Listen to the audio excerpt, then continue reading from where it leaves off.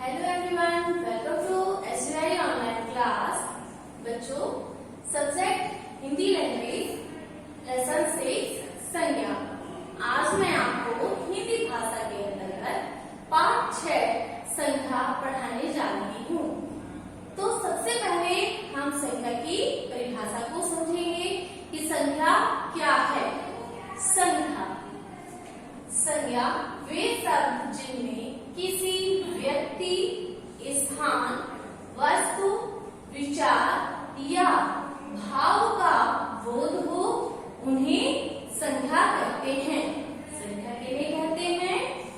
वे शब्द जिनसे किसी व्यक्ति, स्थान, वस्तु, विचार या भाव का बोध हो, उन्हें संज्ञा कहते हैं। संज्ञा के भेद। अब संज्ञा के कितने भेद होते हैं? तो संज्ञा के 3 भेद होते हैं। कौन कौन से?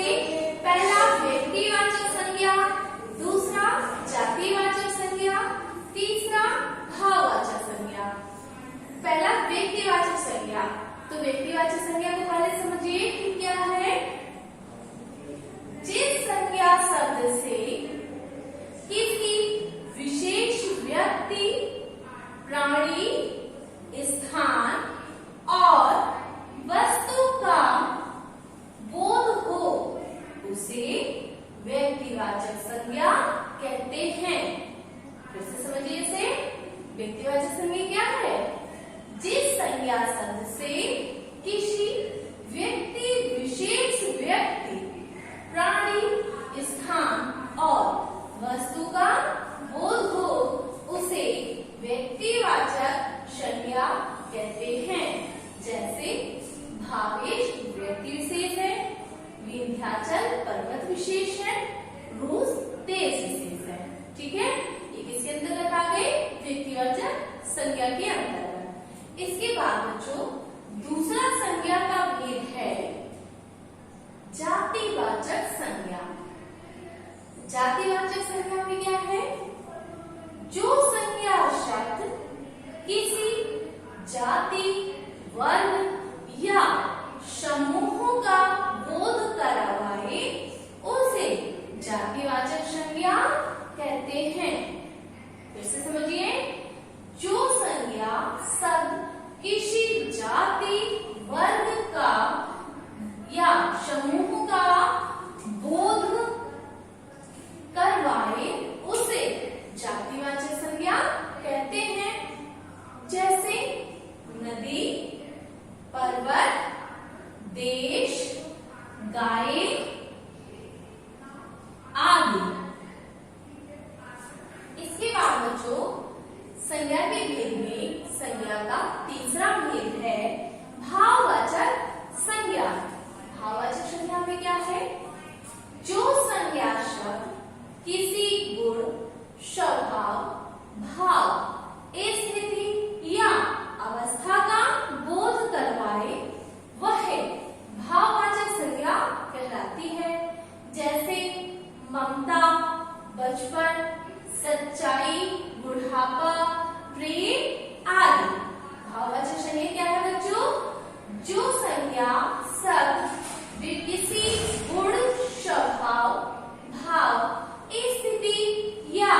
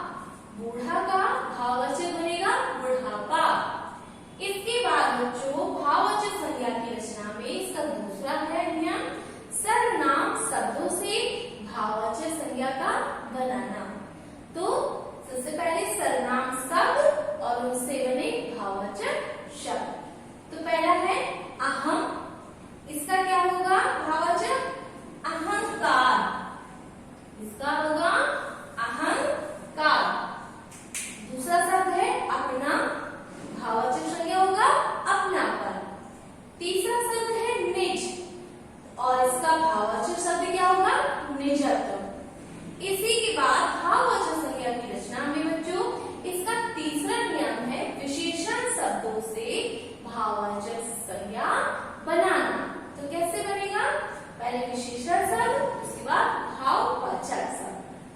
परतंत्र, परतंत्र से परतंत्रता, अच्छा से अच्छाई, उदास से उदासी। ठीक है, इसके बाद भाववाचक जो संज्ञा की रचना है, इसमें चौथी इसकी रचना क्या है? क्रिया शब्दों से भाववाचक शब्द की रचना। तो कैसे? पहले क्रिया शब्द, फिर उसका भाववाचक। क्रिया शब्द जैसे बहना, क्रिया हो रही है, इसका क्या होगा? बहाव, भाववाचक बहाव। दूसरा है बनाना और भाववाचक बनावट। इसके बाद पढ़ना और भाववाचक पढ़ाई। इसके बाद भाववाचक संज्ञा की रचना में पांचवी रचना है अव्यय शब्दों से। तो अव्यय शब्दों से कैसे होता है बच्चों? पहला अव्यय, उसका भाववाचक। अव्यय शब्द पहला है दूर और भाववाचक क्या होगा इसका? दूरी। फिर इसके बाद तेज और भाववाचक शब्द तेजी, कम, भाववाचक कमी। आइए बच्चों इसको हम पुनः समझते हैं शुरुआत से। संज्ञा, संज्ञा शब्द की परिभाषा। संज्ञा किसे कहते हैं? वे शब्द जिनसे किसी व्यक्ति, स्थान, वस्तु, विचार या भाव का बोध हो, उन्हें संज्ञा कहते हैं। संज्ञा के कितने भेद होते हैं? तो संज्ञा के 3 भेद होते हैं। कौन कौन से? पहला व्यक्तिवाचक संज्ञा, दूसरा जातिवाचक संज्ञा, तीसरा भाववाचक संज्ञा। अब इन जो संज्ञा के भेद हैं, इनको आप विस्तारपूर्वक समझिए। व्यक्तिवाचक संज्ञा, जैसा कि आपने पढ़ा, जिस संज्ञा शब्द से किसी विशेष व्यक्ति, प्राणी, स्थान और वस्तु का बोध हो, उसे व्यक्तिवाचक संज्ञा कहते हैं। जैसे भावेश, विंध्याचल, रूस। भावेश व्यक्ति विशेष, विंध्याचल पर्वत विशेष और रूस देश विदेश। अब इसके बाद है जातिवाचक संज्ञा। जातिवाचक संज्ञा क्या है? जो संज्ञा शब्द किसी जाति, वर्ग या समूह का बोध करवाए, उसे जातिवाचक संज्ञा कहते हैं। जैसे नदी, पर्वत, देश, गाय आदि, ये किसके अंतर्गत आएंगे? जातिवाचक संज्ञा के अंतर्गत। इसके बाद बच्चों तीसरा इसका भेद है भाववाचक संज्ञा। भाववाचक संज्ञा में क्या है? जो संज्ञा शब्द किसी गुण, स्वभाव, भाव, स्थिति या अवस्था का बोध करवाए, वह भाववाचक संज्ञा कहलाती है। जैसे ममता, बचपन, सच्चाई, बुढ़ापा, प्रेम आदि, ये शब्द किसके अंतर्गत आ गए? भाववाचक संज्ञा के अंतर्गत, क्योंकि इन शब्दों से भाव प्रकट हो रहा है। इसके बाद है नेक्स्ट टॉपिक की भाववाचक संज्ञाओं की रचना। भाववाचक संज्ञाओं की रचना कितने प्रकार से कर सकते हैं? 5 प्रकार से। कौन कौन से? पहला संज्ञा शब्दों से, अर्थात व्यक्तिवाचक और जातिवाचक संज्ञाओं से भाववाचक संज्ञा बनाना। तो संज्ञा शब्द और उससे बने भाववाचक। पहला देव, देव से भाववाचक बनेगा देवत्व। बूढ़ापा, बुढ़ापा, ये किसके अंतर्गत आएंगे? संज्ञा शब्द के अंतर्गत। ठीक है। इसके बाद इसका दूसरा जो भेद है सर्वनाम शब्दों से। ठीक है, रचना दूसरी कौन सी है? सर्वनाम शब्दों से। तो पहले सर्वनाम और उससे बने भाववाचक। सर्वनाम शब्द है पहला अहंकार या अहम, सॉरी, पहला सर्वनाम क्या है? अहम और भाववाचक अहंकार। इसके बाद सर्वनाम शब्द अपना, भाववाचक अपनापन। इसके बाद सर्वनाम निज और भाववाचक शब्द निजत्व। इसके बाद जो इसका तीसरा जो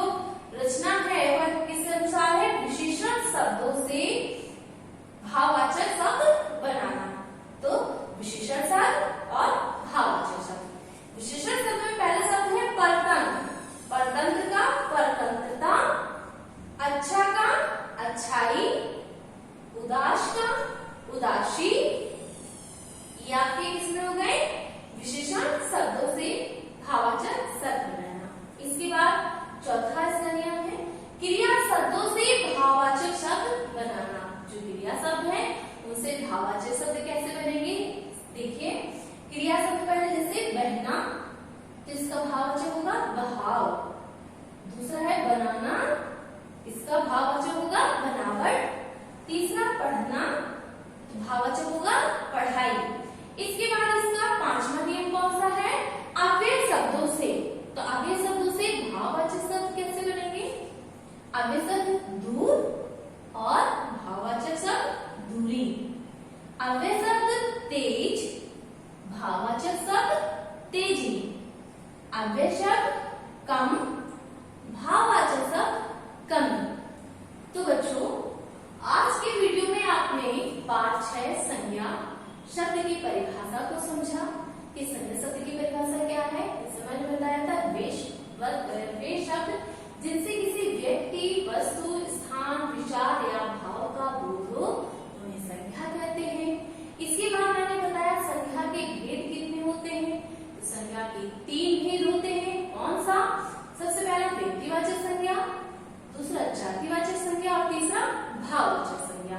अब इसके बाद मैंने बताया कि भाववाचक संज्ञाओं की रचना मतलब भाववाचक संज्ञा के नयन की रचना किस शब्दों से होती है? जैसे संज्ञा शब्दों से, ठीक है, उसके बाद सर्वनाम शब्दों से, फिर विशेषण शब्दों से, क्रिया शब्दों से और अव्यय शब्दों से। इन शब्दों से भाववाचक संज्ञा शब्द बनते हैं। तो बच्चों, आज के लिए इतना ही काफी है। आप बहुत ध्यानपूर्वक संज्ञा की परिभाषा व उनके भेदों में अंतर को समझेंगे। Thank you students.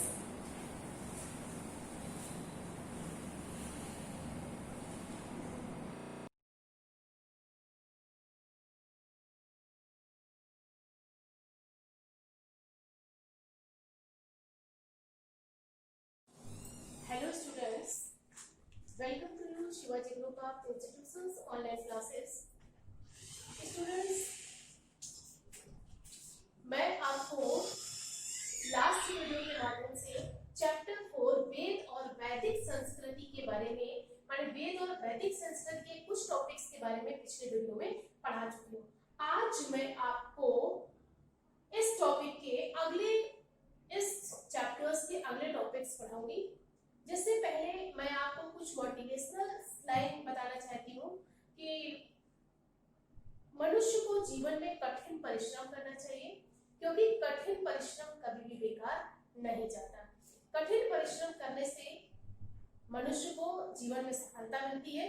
कठिन परिश्रम के माध्यम से ही हम जीवन में सक्सेस यानी सफल हो सकते हैं। तो मुझे आशा है कि सभी छात्र अपने एम यानी उद्देश्य को प्राप्त करने के लिए जीवन में कठिन परिश्रम करेंगे और वो जीवन में अपने उद्देश्य को प्राप्त भी करेंगे। नाउ स्टूडेंट्स, अब हम चलते हैं अपने चैप्टर्स की ओर। तो जैसा कि हमारे चैप्टर से पता है कि वेद और वैदिक संस्कृति, वेद और वैदिक संस्कृति से पहले जो हमारी सभ्यता थी वो क्या थी? जो हमारी सभ्यता और संस्कृति वो क्या थी? हड़प्पा सभ्यता थी। सिंधु घाटी सभ्यता यानी सिंधु घाटी सभ्यता के बाद यानी सिंधु घाटी सभ्यता के पतन के बाद वैदिक संस्कृति यानी वैदिक सभ्यता का उदय हुआ। वैदिक संस्कृति में आर्यों का आगमन, माने आर्य जो थे, आर्यों के आगमन माने आर्यों के आगमन से वैदिक संस्कृति की स्टार्टिंग हुई। वैदिक संस्कृति जो थी वो उस समय यानी वैदिक काल, क्योंकि वैदिक काल इसे क्यों कहा जाता है? वेदों का यानी वेदों का आगमन माने वेदों का आगमन होने से इस सभ्यता या इस युग को वैदिक युग या वैदिक संस्कृति के नाम से जाना जाता है। नाउ स्टूडेंट्स, अब हम ये देखते हैं वैदिक युग जो था वो वैदिक युग उस समय 2 भागों में डिवाइडेड था। वैदिक युग यानी प्रारंभिक वैदिक काल यानी प्रारंभ का वैदिक काल, और सेकंड क्या था? बाद में वैदिक काल। प्रारंभ का जो वैदिक काल था यानी प्रारंभिक वैदिक काल, जिसका समय जो था 1500 ईसा पूर्व से यानी 1500 ईसा पूर्व से 600 ईसा पूर्व माना जाता है। माने जब हम बात करते हैं कि वैदिक काल, माने वैदिक काल उस समय क्या था? 2 भागों में डिवाइडेड था यानी 2 पार्ट में था। तो पहला जो था वो क्या था? 1500 यानी 1500 ईसा पूर्व से 600 ईसा पूर्व तक था। सेकंड जो हमारा बाद का यानी जो उत्तर वैदिक काल था यानी बाद का जो वैदिक काल था उसका जो समय था वो 1000 ईसा पूर्व से 600 ईसा पूर्व तक माना जाता है। माने उसका टाइम पीरियड जो है वो 1000 से 600 ईसा पूर्व तक माना जाता है। इस प्रकार हम कह सकते हैं जो वैदिक युग या वैदिक संस्कृति का समय था वो 2 भागों में डिवाइडेड था। फर्स्ट क्या था, प्रारंभिक वैदिक काल, जिसका समय पीरियड 1500 ईसा पूर्व से 600 ईसा पूर्व तक था। बाद का उत्तर वैदिक काल, मैंने उत्तर वैदिक काल का जो समय था वह उस समय यानी 1000 से 600 ईसा पूर्व तक माना जाता है। आगे हम सबसे पहले मैं आपसे बात करती हूँ प्रारंभिक वैदिक काल। तो प्रारंभिक वैदिक काल से मतलब है, प्रारंभिक वैदिक काल यानी वैदिक काल जो था वो उस समय इसे वैदिक युग के नाम से इसलिए जाना जाता था क्योंकि चारों वेदों का उदय, माने हमारे भारतीय संस्कृति में सबसे पहले वेद माने वेद, वो चारों वेद क्या थे, ऋग्वेद, यजुर्वेद, सामवेद और अथर्ववेद, माने इन चारों वेदों का उदय हुआ, जिससे चारों वेदों के उदय होने से हमारे यहाँ माने जो हमारी भारतीय संस्कृति में सबसे पहला जो वेद था वो क्या था, ऋग्वेद। ऋग्वेद के माध्यम से माने ऋग्वैदिक काल में क्या था, जो संस्कृति माने जो हमारी संस्कृति उनमें कई संहिताएं थी, जैसे क्या थे, ब्रह्मांड थे, आरण्यक थे, उपनिषद थे, कई संहिताएं भी थी जो भारतीय संस्कृति में माने भारतीय संस्कृति के बारे में जानने में मदद करती हैं। आगे हम बात करते हैं कि पूर्व वैदिक काल, माने जो पूर्व वैदिक काल था, क्योंकि इस पर क्या था, पूर्व वैदिक काल ऋग्वेद पर आधारित था। माने ऋग्वेद कौन सा वेद था, पहला वेद था, ऋग्वेद पर पूरी तरह से आधारित था। और ऋग्वेद जो था उसमें 1000 माने 1028 भजन तथा प्रार्थनाएं माने तथा प्रार्थनाओं का संग्रह माना जाता है। ये माना जाता है कि ऋग्वेद में 1000 माने 1028 क्या थे, भजन थे और प्रार्थनाओं का संग्रह माना जाता है। उस समय क्या था, जो भी चीजें थी, कोई भी चीजें रिटन माने लिखित माने इन प्रार्थनाओं को लिखा नहीं गया था, माने इन प्रार्थनाओं को लिखा माने रिटन यानी लिखित रूप में नहीं पाया गया था। इन्हें केवल मौखिक माने मौखिक रूप से इन प्रार्थनाओं को या इन भजनों को पारित किया गया था। और इसलिए इस प्रक्रिया को स्तुति या प्रार्थना की प्रक्रिया के नाम से भी जानते हैं। तो नाउ स्टूडेंट्स, हमने आपको पहले बताया कि प्रारंभिक वैदिक काल क्या था। तो प्रारंभिक वैदिक काल क्या था, 1500 ईसा पूर्व से 600 ईसा पूर्व तक था। प्रारंभिक वैदिक काल में चारों वेद जो हमारे थे, चारों वेदों का उदय हुआ, जिसमें सबसे पहले ऋग्वेद माने ऋग्वेद की बात की जाती है। तो ऋग्वेद जो था, ऋग्वेद में 1028 भजन और प्रार्थनाओं का संग्रह माना जाता है। परंतु ये पता चलता है कि ये भजन और जो प्रार्थनाएं थी वह रिटन में नहीं थी, माने इन्हें मौखिक रूप से लोग क्या करते थे, कंठास करते थे। और इसलिए इन प्रार्थनाओं और भजनों को स्तुति के रूप में भी जाना जाता था। ऋग्वैदिक काल में लोग जो थे प्रमुख यानी लोगों का मुख्य व्यवसाय जो था वो कृषि था, क्योंकि ऋग्वैदिक यानी वैदिक काल क्या था, सिंधु घाटी सभ्यता के बाद का समय था। तो ऋग्वैदिक काल में सिंधु घाटी सभ्यता से ही लोगों माने आर्य जो थे वो सिंधु घाटी सभ्यता के लोगों का ही अनुकरण कर रहे थे। तो यहाँ के लोगों का जो मुख्य यानी प्रमुख व्यवसाय था वो क्या था, कृषि था यानी खेती करना था। लोग प्रमुख रूप से खेती करते थे तथा पशुपालन भी करते थे, माने पशुपालन भी उनका एक व्यवसाय था। तथा इस समय लोग गेहूं, जौ, चावल माने उगाना सीख गए थे। आगे हम बात करते हैं कि प्रारंभिक वैदिक काल में धर्म की। तो धर्म क्या था, तो धर्म के माध्यम से पता चलता है कि ऋग्वैदिक माने आर्यों का जो जीवन था वह पूरी तरह से धार्मिक थे, माने वह धर्म को भी मानते थे। लेकिन आर्य क्या थे, प्रकृति के पुजारी थे, माने वह किसी भी माने प्रारंभिक वैदिक काल में आर्य प्रकृति की पूजा करते थे। तो प्रकृति की पूजा के साथ साथ वे पृथ्वी, सूर्य, हवा यानी वायु, इंद्र तथा आदि प्राकृतिक देवताओं की पूजा किया करते थे। माने आदि प्राकृतिक देवताओं की पूजा के माध्यम से वह धर्म माने हमें उनके धर्म के बारे में पता चलता है। नाउ स्टूडेंट्स, अब हम बात करते हैं सेकंड पॉइंट यानी बाद में वैदिक काल का क्या मतलब था। तो जो हमारा उत्तर वैदिक काल था, तो उत्तर वैदिक काल 1000 से 600 ईसा पूर्व में विभाजित किया गया था। उत्तर वैदिक काल में क्या था कि अब तक माने इससे पहले सिंधु घाटी सभ्यता तक लोगों को लोहे का प्रयोग करना नहीं आया था। लेकिन आर्यों के आगमन से माने आर्यों ने क्या किया था, आर्यों को लोहे का प्रयोग करना आ गया था। माने आर्य लोहे का यूज यानी प्रयोग करना जान गए थे। माने लोग आर्य जो थे वो लोहे का प्रयोग करना स्टार्ट कर दिया था। आगे पता चलता है कि लोगों ने यानी आर्यों की एंट्री क्या थी, आर्य जो आए थे वो सिंधु से पंजाब से अंदर आने के बाद ये क्या था, इन लोगों ने कुरुक्षेत्र और हस्तिनापुर की तरफ भी बढ़ना शुरू कर दिया था। कुरुक्षेत्र और हस्तिनापुर का मतलब है ये हरियाणा और दिल्ली की तरफ भी बढ़ रहे थे। माने कुरुक्षेत्र माने आर्य जो थे उस समय कुरुक्षेत्र और हस्तिनापुर की तरफ भी बढ़ना इन्होंने स्टार्ट कर दिया था। सबसे पहले इन्होंने क्या किया था, कृषि करने के लिए, माने कृषि करने के लिए इन्हें क्या थी, जमीन, माने जमीन को एक माने जमीन को साफ करना होता था। तो उस समय हमारे यहाँ सबसे सघन यानी जंगलों के सघन क्षेत्र, सघन मतलब जो घने क्षेत्र थे, माने जहां जहां भी घने जंगल पाए जाते थे, आर्यों ने लोहे के कई ऐसे शस्त्रों द्वारा अस्त्रों के माने कई ऐसे औजारों के द्वारा इन सघन जंगलों को साफ किया। माने जो भी सघन जंगल थे, घने जंगल थे, उनको साफ करने के बाद नए माने अपने माने खेती करना स्टार्ट कर दिया था, यानी लार्ज स्केल पर, बड़े स्तर पर। माने आर्यों ने जंगलों के जो भी घने क्षेत्र थे उन्हें साफ करके खेती करना स्टार्ट कर दिया था। और फिर माने बाद में उत्तर वैदिक काल में क्या था, जो भी हमारे नए वेद बचे थे, नए वेद क्या थे, नए वेद जो हमारे थे अस्तित्व में आ गए थे, यजुर्वेद, सामवेद और अथर्ववेद। माने इन वेदों को भी उन्होंने अस्तित्व में लेना स्टार्ट कर दिया था। इस अवधि के अंत में जो 600 ईसा पूर्व के बाद आए, माने जो अंतिम इसका चरण था, किसका, उत्तर वैदिक काल का, माने उत्तर वैदिक काल के अंतिम चरण में गंगा और यमुना का जो दोआब था, गंगा यमुना का दोआब, गंगा और यमुना नदी के बीच की जमीन। दोआब क्या होती है, दोआब का मतलब होता है दो नदियों के बीच की जमीन, माने दोआब। तो गंगा और यमुना के दोआब से उत्तर प्रदेश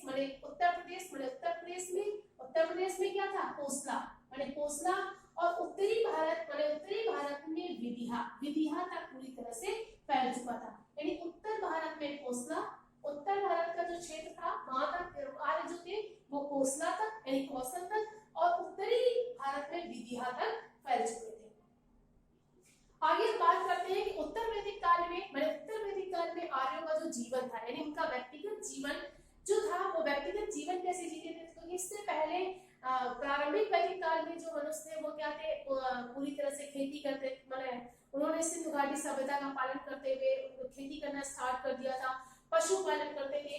परंतु व्यक्तिगत जीवन की जब हम बात करते हैं तो जो हमारे बाद यानी उत्तर वैदिक काल में जो हमारा व्यक्तियों का जीवन था, हमारे उत्तर वैदिक काल में जो हमारे लोगों माने आर्यों का जीवन था वो कैसा था, थोड़ा बेटर, माने थोड़ा अच्छा हो गया था।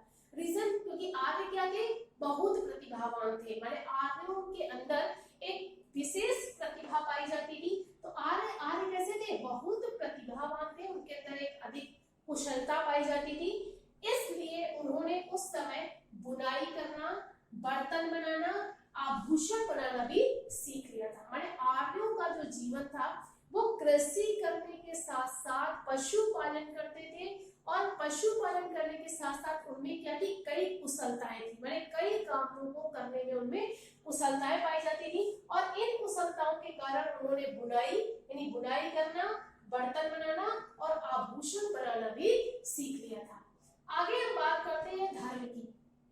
तो सेकंड पॉइंट हमारा जाता है धर्म, यानी धर्म के बारे में जब हम बात करते हैं तो बाद का यानी जो हमारा उत्तर वैदिक काल था, तो उत्तर वैदिक काल में क्या था, उत्तर वैदिक काल में लोग माने उत्तर प्रारंभिक वैदिक काल में क्या थे, आर्य जो थे वो प्रकृति के पुजारी थे, माने प्रकृति के ही देवताओं की पूजा करते थे। इसका मतलब पृथ्वी, आकाश, वायु, इंद्र आदि की पूजा करते थे। परंतु प्रारंभिक वैदिक काल के बाद जब उत्तर वैदिक काल का समय आया तो उत्तर वैदिक काल में लोगों ने ब्रह्मा माने आर्यों ने क्या किया था, ब्रह्मा यानी ब्रह्मा की पूजा, प्रजापति के रूप में विष्णु यानी विष्णु की पूजा, परिरक्षक माने एक रक्षक, परिरक्षक की उनकी रक्षा करने वाला यानी रक्षक के रूप में, तथा शिवा यानी भगवान शिव की पूजा विनाशक के रूप में स्टार्ट कर दी थी। माने वो भगवान शिव को एक विनाशक के रूप में इन तीनों मूर्तियों की पूजा करने लगे थे। इस प्रकार हम कह सकते हैं कि आर्यों ने मूर्ति पूजा भी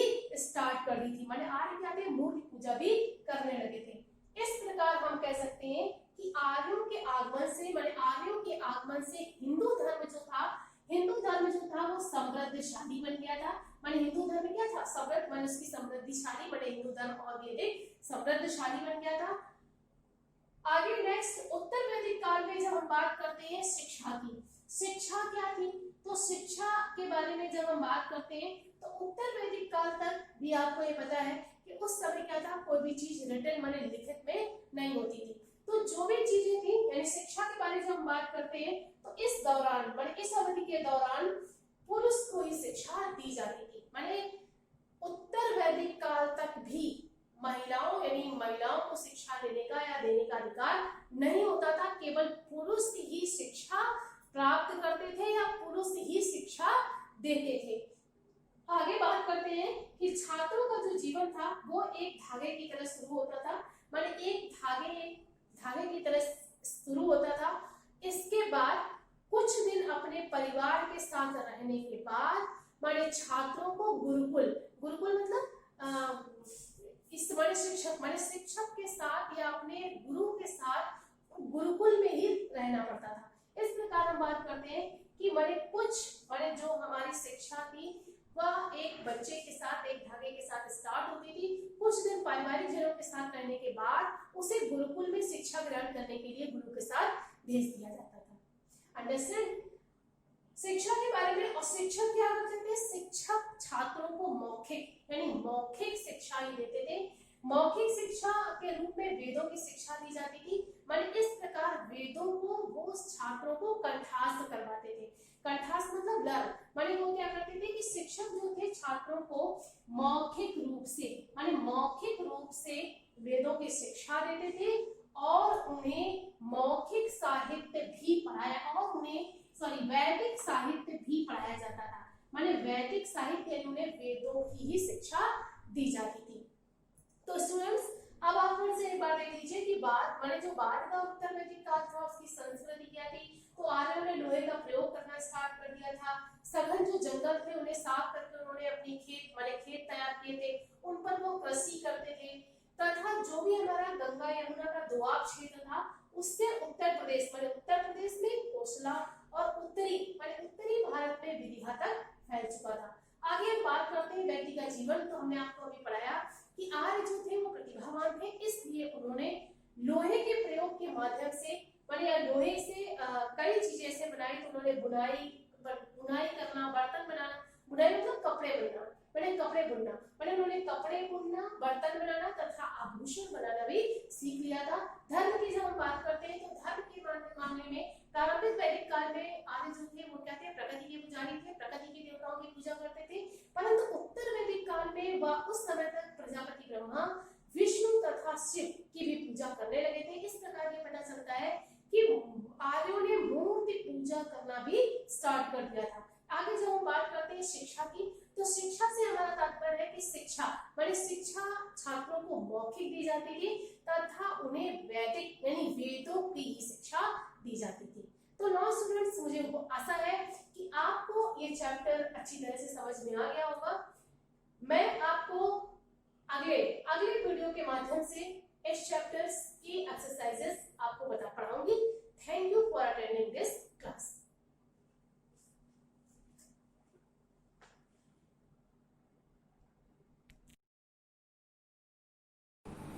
Myself Rakesh Kumar, maths teacher of Shivaji group of institution. Math class में 6 क्लास हिंदी मीडियम के बच्चों का स्वागत है। तो बच्चों, आपने पिछली क्लास में एक्सरसाइज नंबर 3.4 तक अध्ययन कर लिया था। इस क्लास में एक्सरसाइज नंबर 3.5 का अध्ययन करेंगे और इसमें है भाग दीजिए।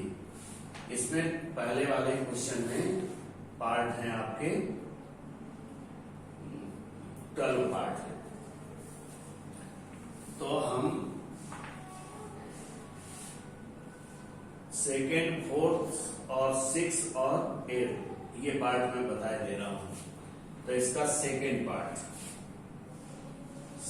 पार्ट में है 45 को -5 से, 45 को -5 से इससे भाग देना है। -5 से 45 को भाग देना है। तो हम लिख सकते हैं 45 भाग -5। -5 अगर भिन्न के रूप में लिखना चाहें तो ये हो सकता है 45 बटे -5। 5 एकम 5 तो -1 नीचे हो गया, 5 9 45 इक्वल, अब -1 से भाग देंगे तो यहाँ 9/-1 हुआ, तो -9 ये हर का माइनस अंश में लगा देते हैं, तो ये हो गया 9/-1 इक्वल्स टू -9। या आप ऐसे भाग दे सकते हैं, तो माइनस तो हम बाहर लगा देंगे, 5/45, तो 5 से भाग देंगे, 9 बाहर जाएगा, 5 9 45, और चूंकि माइनस का 5 था इसलिए आंसर आपको मिल जाएगा -9। ये वाला माइनस मैंने इसमें लगा दिया, ऐसे आंसर हो गया। अब इसका फोर्थ पार्ट है माइनस का 132 को 11 से। फोर्थ पार्ट -132 भाग 11 से भाग देना है, तो माइनस को हम हटा के रख लेंगे ना, या -132/11। 11 का भाग दें तो 11 एकम 11 और 11 एकम 11, 11 दूनी 22, तो माइनस यहाँ लग गया, तो इक्वल्स टू -12/1 इक्वल्स टू -12, और ये आंसर हो गया। इसी तरीके से अगर हम भाग दें तो 11 भाग 132, माइनस हमने अभी सुरक्षित रखा हुआ, माइनस यहाँ नोट कर दिया, यानी जो माइनस यहाँ लगना चाहिए था ये ऐसे लगा था, इसको यहाँ से हटा दिया और इसमें नोट कर लिया। 11 का भाग दिया 13 में, तो 11 एकम 11, घटाएंगे तो 2 बच गया, और इस 2 को उतार के नीचे लिख देंगे, 22 हो गया, 11 दूनी 22, तो 22 0 हो गया। आंसर आपको क्या मिल गया? -12। तो शायद आपको आ गया होगा, चाहे इस ढंग से करें या इस ढंग से कर लें, दोनों में से किसी एक ढंग का उपयोग कर लें। अब इसके बाद है 6वां पार्ट, 6 पार्ट। 6 पार्ट में है -91 को 13 से, -91 भाग 13। तो फिर से वही सिस्टम, -91/13 बराबर 13 सत्ते 91, 1 और माइनस का 7 हो गया, बराबर -7/1 इक्वल्स टू -7। भाग अगर दे रहे हैं तो 13 भाग -91। अब हमको ये माइनस यहां से हटाकर भागफल में ही लगा देना चाहिए, ऐसे। अब 13 से भाग दें, 13 सत्ते 91, घटाएंगे कुछ नहीं बचा, तो आंसर क्या मिल गया? आंसर बराबर -7। दोनों में से किसी का भी यूज कर सकते हैं। 8वां पार्ट है इसी तरीके से, इसका 8वां पार्ट, 8वें पार्ट में है -1728, -1728 भाग 12।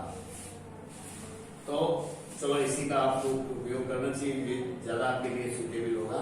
तो नोट करेंगे 12 भाग -1728, और अब ये माइनस उठाकर यहां लगा देंगे, यहां से माइनस हटा देंगे।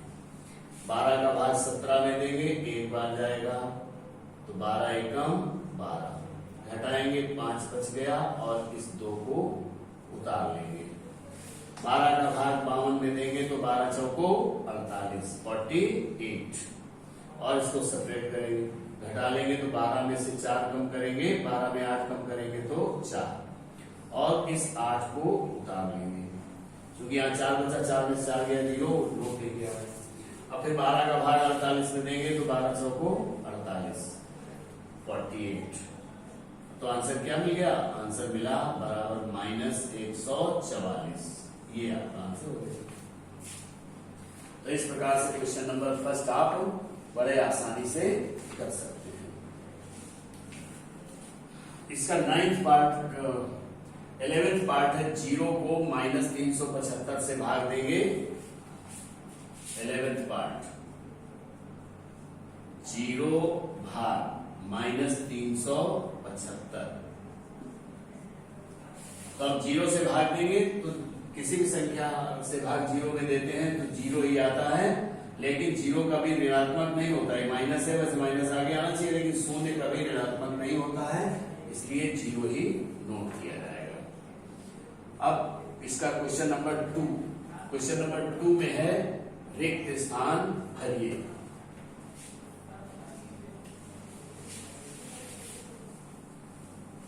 क्वेश्चन नंबर 2,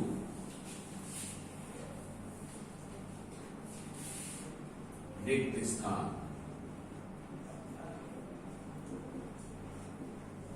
भरिए। रिक्त पहला पार्ट है, पहले पार्ट में 375 भाग, 375 भाग और खाली स्थान में और इक्वल्स टू -18। तो अब हम दो तरीके से कर सकते हैं इसको। अगर हम चाहें तो यहाँ x मान लेते हैं फिल इन द ब्लैंक्स में, और x का मान ज्ञात कर लें तो इसको पहले हम भिन्न में लिख सकते हैं। तो 375 और बटे x बराबर -18 और बटे 1, इसको फ्रैक्शन में चेंज कर लिया। क्रॉस मल्टीप्लाई करते हैं, -18x इसको इससे कर दिया। जब दो भिन्ने बराबर में होती हैं तो हम क्रॉस मल्टीप्लाई करके लिखते हैं, तो बराबर 375। x का मान ज्ञात करना है तो 375 और बटे -18। अब चाहें तो हम 18 का भाग इसमें दे दें तो भी हो जाएगा। तो चलो 18 का भाग ध्यान लेकर -18 से भाग देना है 375 में। तो माइनस यहां से हटाकर माइनस हम यहां नोट कर लेंगे, भाग 18 का भाग 37 में देंगे तो 18 दूनी 36, घटाएंगे तो 1 बच गया और ये हो गया 15। अब भाग जानेगा तो ये तो शेषफल हो गया। या तो हम पॉइंट लगाते हैं और 0 बढ़ाएं, पॉइंट लगा दिया 0 बढ़ाए तो 18 8 144, 8 8 64 और 8 6 14, बच गया 6। 0 और बढ़ा दिया, 0 लगा 60 हो गया तो 18 54, 3 आता रहेगा ऐसे 54 और 6 बचा। अब ये चूंकि रिकरिंग नंबर है 3 आता रहेगा ऐसे, तो इस तरीके से नोट नहीं करना चाहिए, इसको केवल फ्रैक्शन में लिख देंगे हम। तो इसको करना चाहिए ऐसे, तो 7 5 12 और 3 15, 3 से कट जाएगा तो 3 6 18 और 3 एकम 3, 3 दूनी 6, 3 बचे 15 बराबर 125 बटे -6। तो 5 2 7 1 8, अब ये 3 से नहीं कटेगा, 2 से भी नहीं कटेगा, तो ये संख्या ऐसी लिखी रहेगी। तो x की जगह पे 125 बटे -6 आना चाहिए। ठीक, इसका सेकेंड पार्ट है 144 भाग, सेकेंड पार्ट 144 भाग fill in the blanks equals to -2, यानी -2 से इसको भाग कर दिया जाए तो हमें यहां मालूम हो जाए कितना होगा। या फिर से आप x से ही लिख दें और अब इसको 144 बटे x, भाग का चिन्ह है इसलिए बटे में लिख दिया, इक्वल्स टू -2/1। क्रॉस मल्टीप्लाई करते हैं, या x इधर जा सकता, -2 इधर आ सकता। तो 144 बटे -2 बराबर x, x इधर आ गया तो 2 इधर भी आ सकता, 2 से भाग दे दें 144 में तो -1 हो गया और 2 सत्ते 14, 2 दूनी 4 और ये माइनस ऊपर लगा देंगे बेकार, तो एक x बराबर -72, ये आंसर हो गया।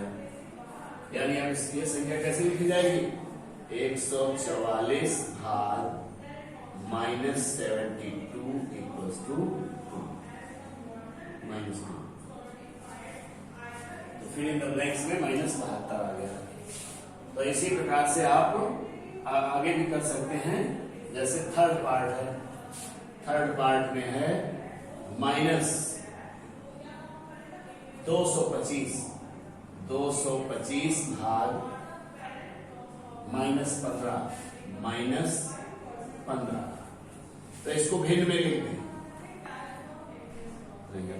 तो अब यहाँ फिल द ब्लैंक है, इक्वल बनाना है तो -225 अपान, ये भाग का चिन्ह है इसलिए अपान में लिखेंगे और इसको -15, माइनस से माइनस कर दिया, 15 का भाग 225 में देंगे। अगर आप ऐसे नहीं दे पा रहे हैं 5 से तो कट ही जाएगा, अगर नहीं दे पा रहे हैं तो आप ऐसे भी दे सकते हैं 15 भाग 225, 15 एकम 15, घटाएंगे 7 और 5 उतार लेंगे, 15 बच्चे 75 और घटाए तो यहाँ पर कितना आ गया 15 आ गया, प्लस का 15 आ जाएगा, यानी -225 भाग -15 बराबर 15 आ जाएगा।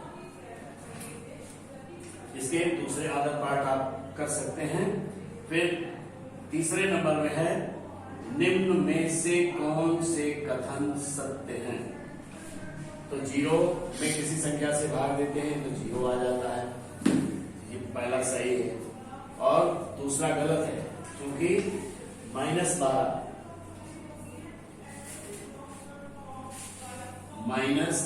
बटे 0 है।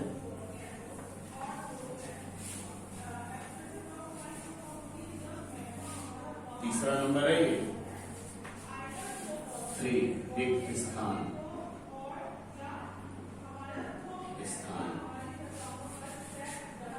सेकेंड पार्ट है इसका -12, सेकेंड पार्ट -12 बटे 0, -12 भाग 0, तो इसको हम कह सकते हैं -12 बटे 0 बराबर -12 बटे 0। किसी हर संख्या में यानी किसी परिमेय संख्या में अगर हर शून्य हो तो इसका मान अनंत हो जाता है, इंफिनिटिव अपरिभाषित, ठीक। तो इसका मान अनंत होगा। -48 भाग -4 बराबर -12। अगर हम तो ये असत्य है, इसको इसमें 0 लिखा है तो इसको भी आप असत्य कहेंगे, असत्य, क्योंकि सत्य और असत्य था। इसका थर्ड पार्ट भी असत्य है क्योंकि यहाँ प्लस का 12 आना चाहिए था, तो ये आप कर सकते हैं पूरा सत्य सत्य। क्वेश्चन नंबर 4 है मान ज्ञात कीजिए, भाग देने की प्रक्रिया है और मान ज्ञात करना है। क्वेश्चन नंबर 4 मान ज्ञात कीजिए।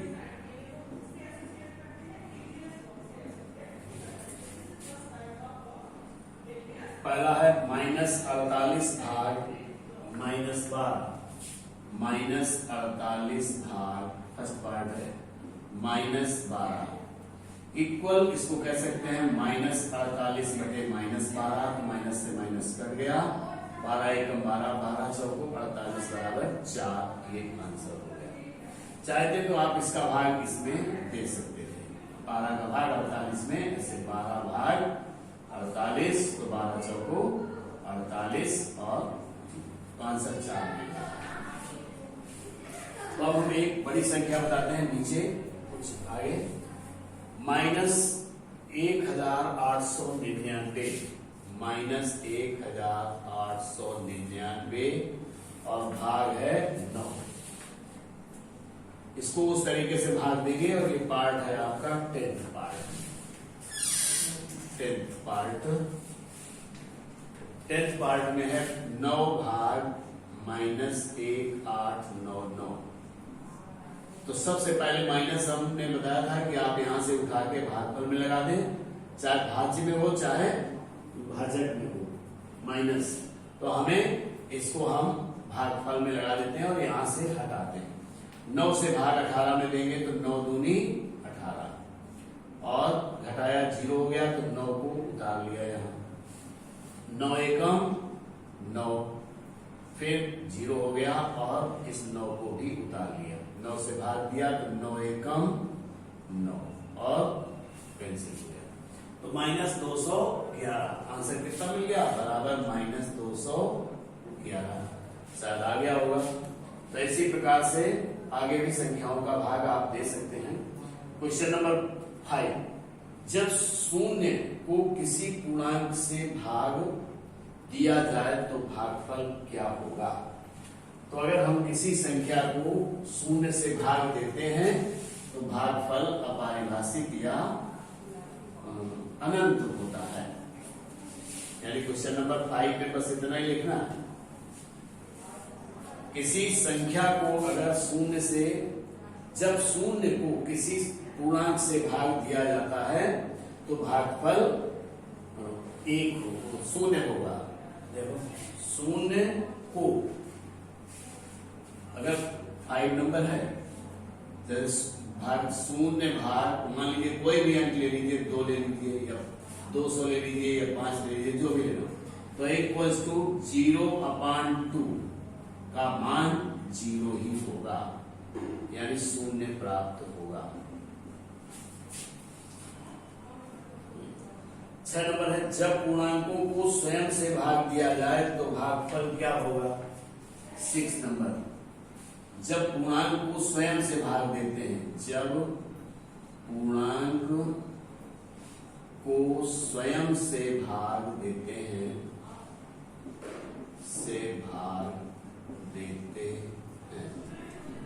तो भागफल बराबर 1 प्राप्त होता है।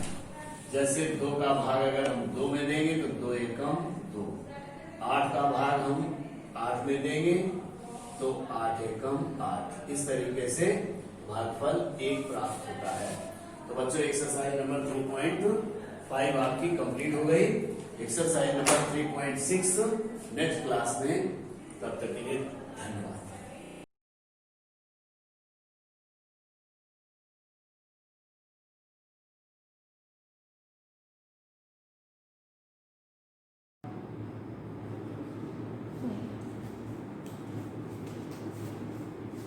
Good morning students.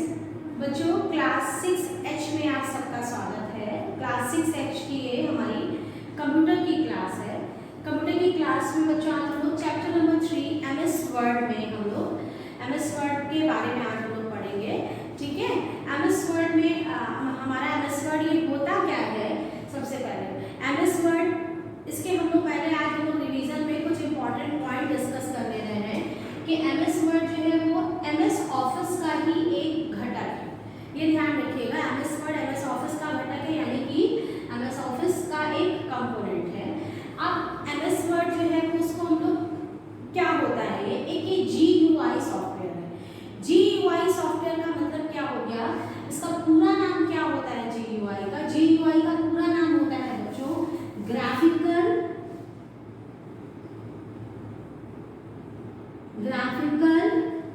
User interface.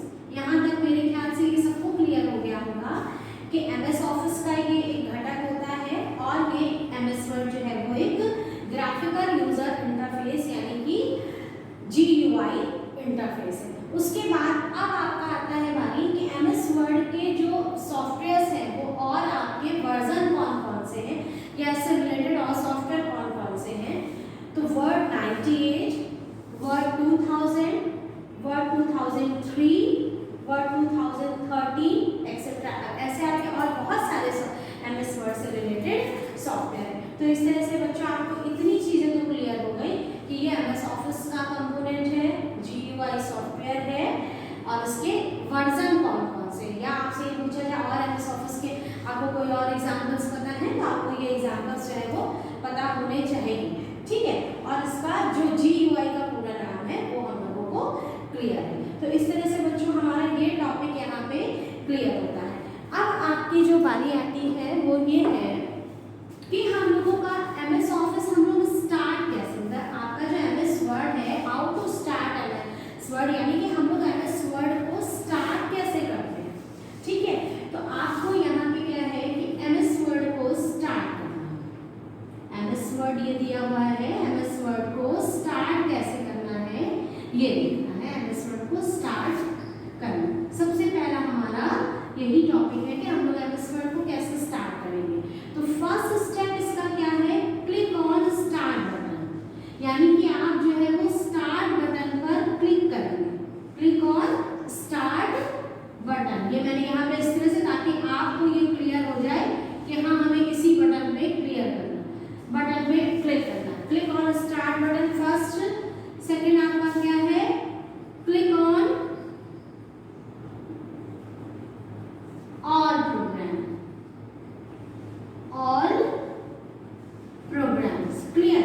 उसके बाद फिर आपका थर्ड स्टेप क्या है, click on MS office, click on MS office. ये आपका क्लियर हो गया। Click on all programme, click on MS office. And fourth is click on MS word, click on MS word, click on MS word. जैसे ही आप लोग MS word पर आप लोग क्लिक करेंगे, आपका MS वर्ड का स्क्रीन जो है वो ओपन हो जाएगा। तो कितने स्टेप हो गए, click on start button, click on all programme, click on MS office and click on MS word. तो इस तरह से हमारा क्या हो जाएगा कि आपका MS वर्ड जो है वो स्क्रीन पर ओपन हो जाता है।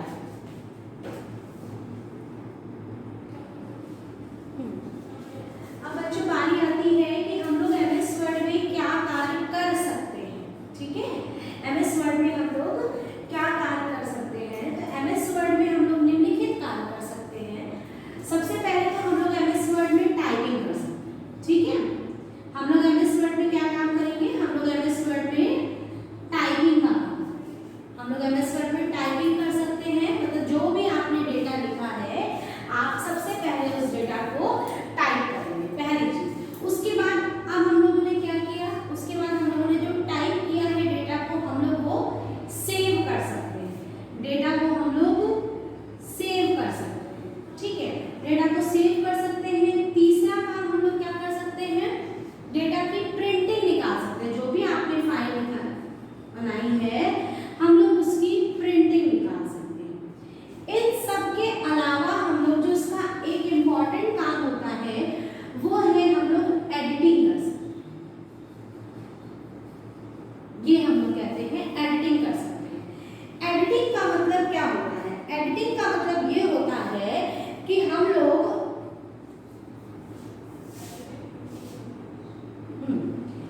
एडिटिंग का मतलब क्या होता है कि हम लोग जो फाइल बनाए हैं हम लोग उसमें कोई भी संशोधन कर सकते हैं।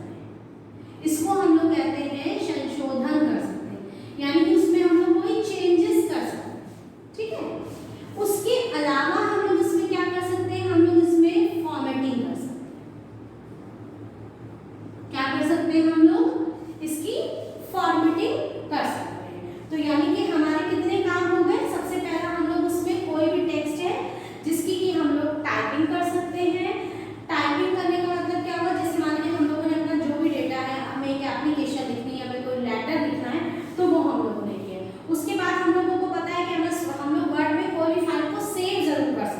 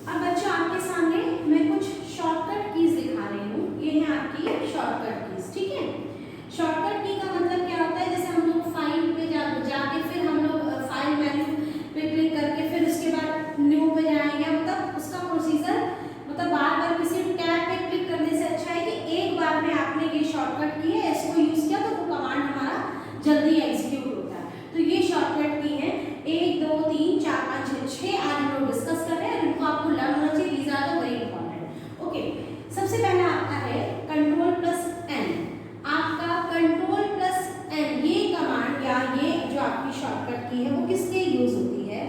ठीक है, आपके पास दीज आर देखिए यहाँ से हम लोग करते हैं कंट्रोल प्लस एस, किसी भी फाइल को सेव करने, सेव अ फाइल, यानी कि किसी भी फाइल को सेव करने के लिए हम लोग कंट्रोल प्लस एस कमांड देते हैं। कंट्रोल प्लस सी, किसी भी जो टेक्स्ट होता है उसको कॉपी करने के लिए। ठीक है, कॉपी अ टेक्स्ट, किसी भी टेक्स्ट को कॉपी करने के लिए हम लोग कंट्रोल प्लस सी कमांड देते हैं। कंट्रोल प्लस वी हम लोग क्यों देते हैं, पेस्ट टेक्स्ट, किसी भी टेक्स्ट को पेस्ट करने के लिए हम लोग ये कमांड यूज करते हैं कंट्रोल प्लस वी। और कंट्रोल प्लस एस किस लिए है, कट अ टेक्स्ट, किसी भी टेक्स्ट को या किसी भी डॉक्यूमेंट को कट करने के लिए हम लोग ये कमांड यूज करते हैं। उसके अलावा कंट्रोल प्लस जेड,